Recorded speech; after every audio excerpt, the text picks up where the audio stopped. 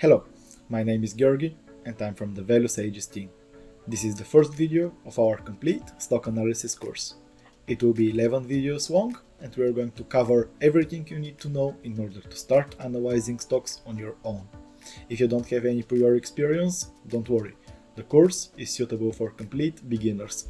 Let's get started. Before we analyze a company, before we look at the numbers, before we make any investment decision, there is one place we need to know how to find. This place is called the Investors Relation page. Most beginner investors don't even know it exists, but it's the most important thing you need to look at when you're analyzing a company. In this video, I'm going to show you where to find this page and what is the information you can learn from there. So, every company that is publicly traded, meaning its shares can be bought and sold on a stock exchange, is legally required to share certain information with the public. They have to be transparent, and the place where they publish all of that information is called the Investors Relations page. Think of it like this: if the company was a person, their Investors Relations page would be their full official biography.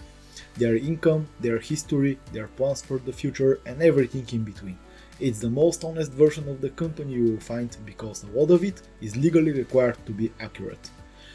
To find this page, we have a couple of options. The first one is to go to the website of the company and to search for investors or investors relations either in the main navigation, or it's more common to be in the footer. For Apple, we can see here the investors section. Another option to find it is to search in Google the company name and also investor relations, and it's usually the first result that you're going to get. Now, let me walk you through everything you see here. I know it can look a little overwhelming at first, but once I explain what each section is, it will make complete sense. We'll go one by one. The first thing you usually see is a brief description of the company, what they do, what markets they operate in, and a high-level picture of their business. As you can see, Apple does not have this section, but the company is quite popular and most people are familiar with their products. That's why they start with a newsroom. We can go through Nvidia's investor relations. They're quite popular as well, but as we can see, they start with a brief description of the company. This page usually has different information, like size of the company, number of employees, countries they operate in, so you can find a lot of interesting information. This section is a great starting point if you're completely new to a company. Read it slowly and ask yourself, do I understand what this company does? Could I explain it to a friend? If the answer is no, that's fine. Keep reading and it will become clearer. Now, let's go back to Apple. And the first thing that we are interested in is the annual reports.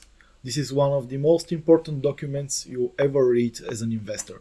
The annual report, also called 10K for the United States companies, is a comprehensive document the company files once a year. It covers everything about the business over the past 12 months. Think of it as the company's full yearly report card. It's long, sometimes 100 to 200 pages, but you don't need to read every word. Here is what's inside. Let's go to the contents section. And the first thing that's important here is the business section. It describes what the company does. It also describes their products, their customers, services that they're doing, their segments, and also the competition. You should read this section carefully and get familiar with the company. Another important thing are the risk factors. This explains what management thinks can go wrong. It's incredibly useful, and companies are required legally to be accurate and honest here. So if the management is afraid of anything, you can learn it here. Make sure to read it carefully and make sure that you understand it. Another important section that we can find quite useful are the management's discussions and analysis. It's a section where management explains the numbers in plain English, like when you check the revenue and see it went down. Here you're going to find the explanation why the revenue is down or why it is up, what changed, and what they expect ahead for the next years. Another important thing is the financial statements. So financial statements are under here on item 8, and we have 3 types of statements available from every company, no matter if it's a US company or from any other country. We have the income statement, the balance sheet, and the cash flow statement. We are going to cover each one of these statements in a separate video later during the course.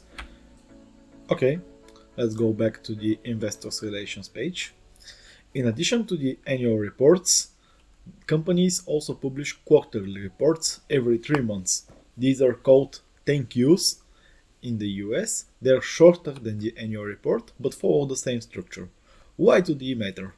Because a year is a long time in business. Quarterly reports let you track how the company is performing right now, not just at the end of the year. If a company's revenue is declining for 3 quarters in a row, that's something you want to know before the annual report comes out. When you're reading a quarterly report, focus on: is the revenue growing or shrinking compared to the same quarter last year? Are the profit margins holding steady or compressing? Did management change any of their full year expectations? And now let's also see how a quarterly report looks like. If we go to the contents page, we can see again, we have the financial statements, we have management analysis and discussions, we have the risk factors, and it's really important to take a look on the risk factors, because if there is something new that was not present in the annual report, you might want to pay attention to it. It might be a new risk that was recently discovered and needs to be re-evaluated. For the financial statements, we're going to dive deeper into the specific video, but here you can compare the quarter of the year from the current year with the quarter from the previous one. Why this is important? It's because some companies have a cyclical business, and you cannot compare the current quarter to the previous one. It's more accurate if you compare the first quarter of this year with the first quarter of the previous one, and of course that corresponds for all the other quarters. Okay, closing that. Another thing that's important to note is the earnings call and transcripts. What is it? 4 times a year, 1 for each quarter, the company's top executives get on a live phone call with Wall Street's analysts and talk about the results. This is called an earnings call, and the transcript or recording is almost always posted on this page. This is one of the most underused resources by beginner investors, and it's completely free. What is the format of this earnings call? Or actually, let me first tell you how you can find it. Usually, you should search for either press release or events or earnings, or some companies call it transcripts. Each investor relations page is organized differently, so you might need to spend some time trying to find it. For Apple, we have it quite easy, always here in the beginning, on this view the press release. If we click here, we can see some basic information, and also we have a link to the earnings call. If we click here, we can listen to the earnings call, we can watch it, and we have access for some period of time after the meeting itself. Other companies tend to either publish the transcripts as text and keep them for a while, so you have access to past earnings calls.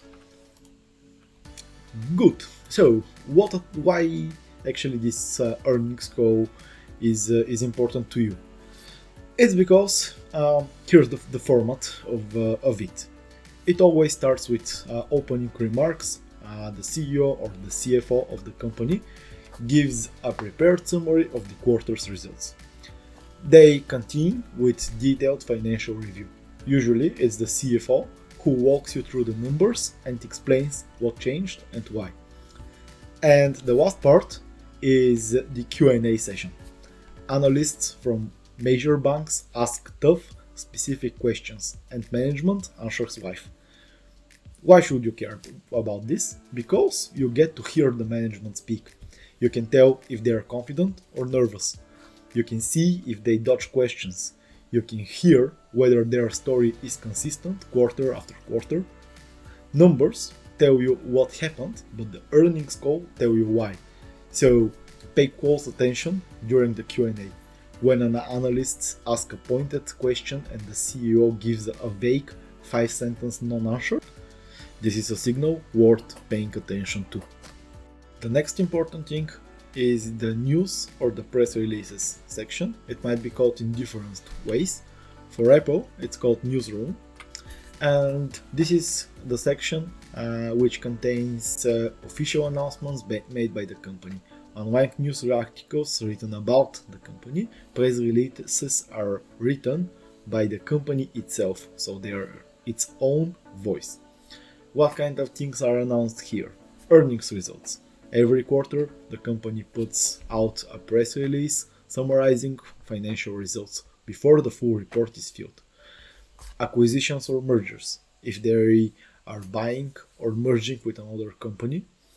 New product or partnerships, major business developments, executive changes. If the CEO or CFO changes, it will be announced here. They also publish about dividend announcements, if they are paying or changing shareholders' dividends, and other important things. Apple also do some marketing things, like announcing that they are streaming Formula 1. That's good as well. So get in the habit of skimming press releases. Reading the last 6-12 months of press releases give you a fast narrative picture of what's been happening with the business. Another important section are the SEC filings.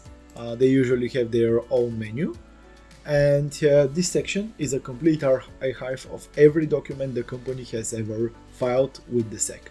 SEC means the Securities and Exchange Commission, which is the US government agency that regulates public companies. If you're looking at a company which is not located in US, this is also going to be available. It won't be called SEC filing most probably, but you should be able to find it in some other way. The information will be there because most countries require it. So here you're already familiar with some of the documents that are being filled in. The annual reports 10K and also the quarterly reports 10Q are here. We have these 8K filings, which are used for major unexpected events. For example, a CEO resigns, there is an acquisition of the company, or some other event that changes the company outlook or the company processes, will be filled in here. We have some other things, for example, S1 is when the company does an IPO, so it's the first thing being published. There is our other shareholders documents, but what you need to pay attention to are the 8Ks. Here there might be surprises. So yeah, companies are actually required to fill in an 8K within 4 business days of the major event. If something big happens, good or bad, you'll see it here almost immediately. Another section that you might be interested in is the stock price or stock information. This section shows the company's live or recent stock price, trading volume, historical price charts, and other information. As you can see here, this is the price chart of Apple. It may also include information about dividends and details about stock splits. A few things to note here. The ticker symbol. This is the short code that identifies the stock on a certain exchange. We can also see the exchange for Apple it's the Nasdaq. We might be able to find dividends history for some of the companies. We can also find 52 weeks high and low prices for the company and other things that their leadership actually thinks are important. For Apple, we have quite short information. Another thing that's also good for you to know is the governance page, or leadership in governance in the case of Apple. This is about how the company is run and who is in charge. This section includes profiles of the board of directors and executive leadership team, the CEO, the CFO, and other senior leaders. Why does this matter to you as an investor? Because the people running the company are the company's decision-making engine. You want to know how experienced is the CEO? Have they led companies through tough cycles before? How long have executives been with the company? High turnover rate in leadership is a red flag. Do executives own significant amount of stock? When they do, their interest aligns with yours. You can also find some other interesting information which is published in the SEC filings, and it's here in the proxy filings. So this shows you exactly how much each executive is paid in salary, bonuses, and stock. This is a public information and tells you a lot about the company's culture and priorities. Make sure to use this information. Last but not least, we have the contacts page. Don't mistake this one with the contact to the company itself. This is a contact to the investors relations team. There is a real person whose job is to answer questions from investors. Don't be afraid to use this. For smaller companies, you might get surprisingly detailed responses. Even more useful, if the company website supports it, you can subscribe to receive notifications whenever the company publishes a new filings, press releases, earnings results, or any new information. This is a completely free way to stay current on every company you follow without having to always check manually. So, let's now recap. The investor relations page is not just one thing, it's a full ecosystem of information. Here's everything we just covered. Company overview. This is a description of the business, history, and other information. The annual reports, 10K, the detailed yearly financial report of the company. Then we have the quarterly reports, which are similar to the annual report, but they are published each quarter and they have some sections left out, so they are a bit shorter. Earnings call transcripts. This gives you a chance to hear the management speak and get extra insights. The press releases are the official announcements of the company. Then we have the SEC filings, archive of all legal documents submitted to SEC. The stock information page gives us some insight on the price, the dividends, ticker details, the exchange where the stock is traded, and other information that the management thinks is important. The governance page, or corporate governance, allows you to get familiar with the leadership of the company. Contacts page allows you to stay current and reach out and ask your questions. Now, here's the thing. You don't need to read all of this on day one. In the next videos, we're going to go through each of these one by one, slowly and hands-on. I'll show you exactly what to look for, what to ignore, and how to use each piece to build your own analysis. If you have liked the video, feel free to like it on YouTube, subscribe to the channel, don't hesitate to use the comment section for questions or other comments. See you in the next video.